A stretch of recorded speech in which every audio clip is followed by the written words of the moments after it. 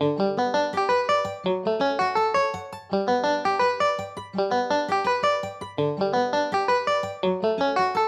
need to figure out if it's a collection or a charge-off. They can be kind of confusing. Charge-off is the original creditor. The minute you go 30 days late, that goes to 60, that goes to 90, that little timeline from that first date of delinquency, 7 years now, that company, the original creditor, or another collection company they sell to, or another collection company they sell to, or another collection. You get where I'm going. For 7 years, that debt can fall off your credit, reappear, fall off, reappear. The minute that a collection company is assigned, like it shows up on your credit, placed for collection, that date is what impacts your credit. It looks like a bomb just happened. Your scores are all what's happened in the last 24 months. So the minute that collection now, that was outside your score mix, because the charge-off happened like 4 years ago.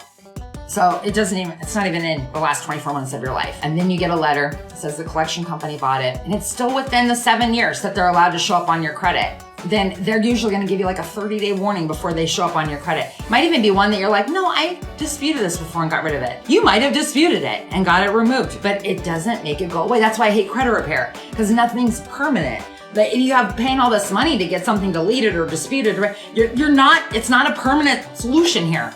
You're putting a Band-Aid on and you're going to hate them in 6 months because you'll be like, the debt came back. So the charge-off, if it hasn't updated in a long time and it hasn't sold to a collection company, and you're getting ready to go buy a house and you're doing awesome with your credit cards where they're reporting every month this little balance, and your mortgage lender pulls your credit, and let's say your scores are 620.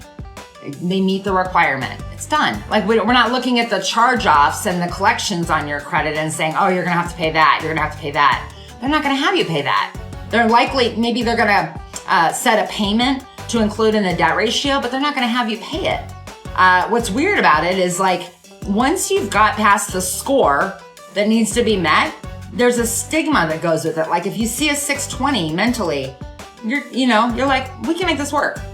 You pull up a 580 or a 560 on somebody, and a lot of lenders, because they're not educated, they have good intentions, but they don't have the education or practical experience, okay? They look at it and go, oh shit, it's not a 620. Well, what could I tell them? Well, it looks like you got a bunch of collections. You should go pay those. Total mismanaged education, guidance given to you.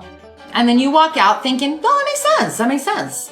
And they missed that you only have 2 credit cards open with a $300 limit on both, and both of them are maxed out. The collections were from 5 years ago in your life. You're trying to get a house today.